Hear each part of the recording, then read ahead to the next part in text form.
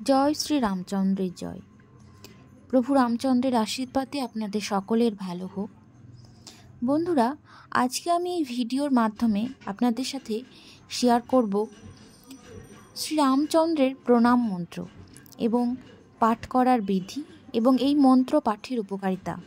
তার সাথে জানাবো রাম প্রণাম মন্ত্র।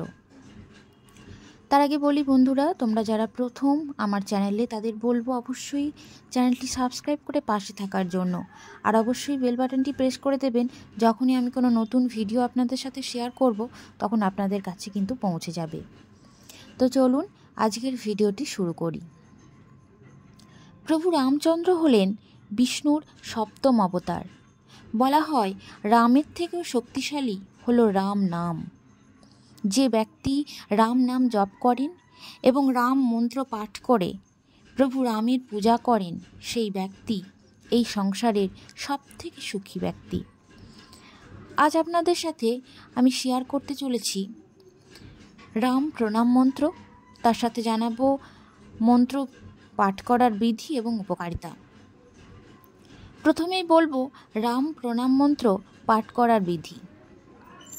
প্রত্যেক দিন সকালে বা সন্ধ্যায় স্নান সেরে শুদ্ধ বস্ত্র পরিধান করে রাম দরবারের ছবি বা মূর্তির সামনে কোনো আসনের উপর বসবেন। এরপর তার সামনে ধূপ বা প্রদীপ জ্বালিয়ে তাকে ফুল অর্পণ করবেন এবং সবার প্রথমে রামের এই প্রণাম মন্ত্রটি একবার পাঠ করবেন।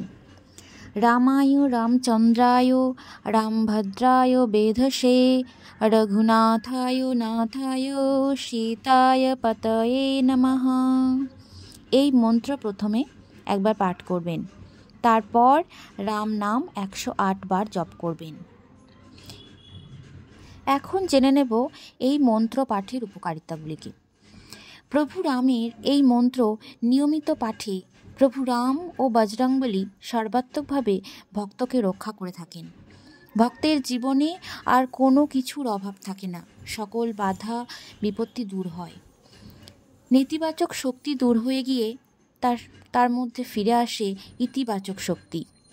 জীবনে আসে সফলতা, প্রচুর অর্থ।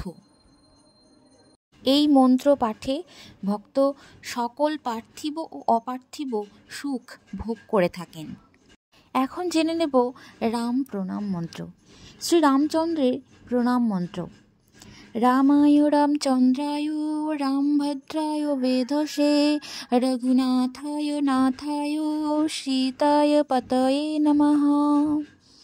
অর্থাৎ হে রাম, হে রামচন্দ্র, হে রামভদ্র, হে রঘুনাথ, হে মাতা সীতাপতি, আপনাদের প্রণাম জানাই। বন্ধুরা, ভিডিওটি ভালো লাগলে অবশ্যই বন্ধুদের সাথে শেয়ার করে দেবেন। আজকের মতো এই পর্যন্তই। জয় শ্রীরাম।